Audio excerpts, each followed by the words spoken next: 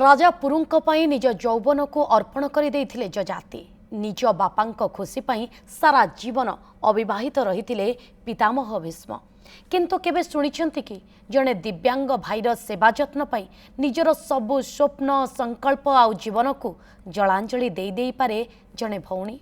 भाई भौणींक भितरे प्रकृत भल पाइबा कौन ता पुणी दुहे बुढ़ा बुढ़ी हेबा जे तार गोटे विरल कहानी देखिबा आसंतु।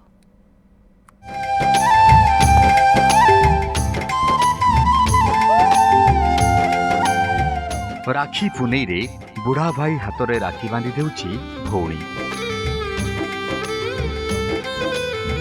थरिला हाथ रे भाई खुआई देउछि भौणी को, भौणी खुआई देउछि भाई को। भाई हाथ को धोई दे पणतरे पोछि देउछि भौणी।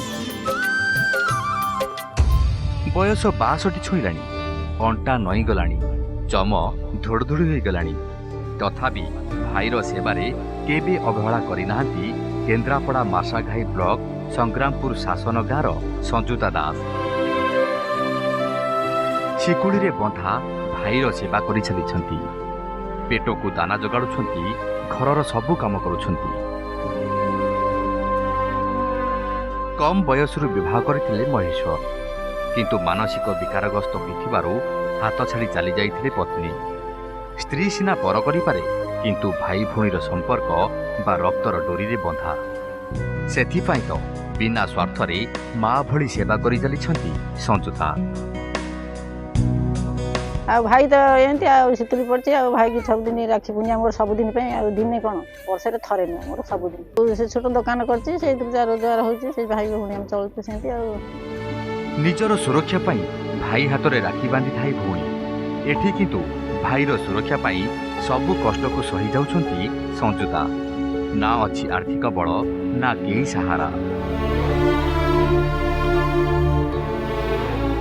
झाटीमाटी घरे पॉलिथिन टाणी कष्टमष्टे चलती दुई भाई भौणी।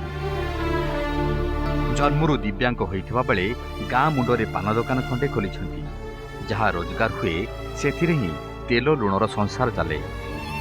आजिर स्वार्थपर दुनिया रे भाई पाई भौणीर एभली त्याग समस्तंक पाई उदाहरण निश्चय।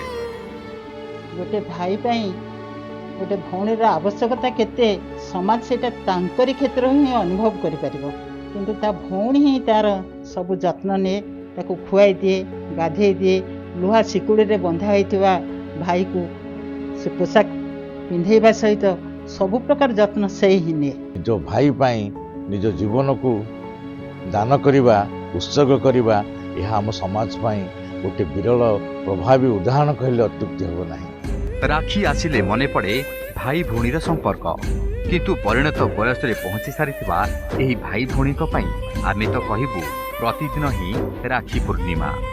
मार्शाघाईरू प्लावन स्वाईंको रिपोर्ट, न्यूज 7।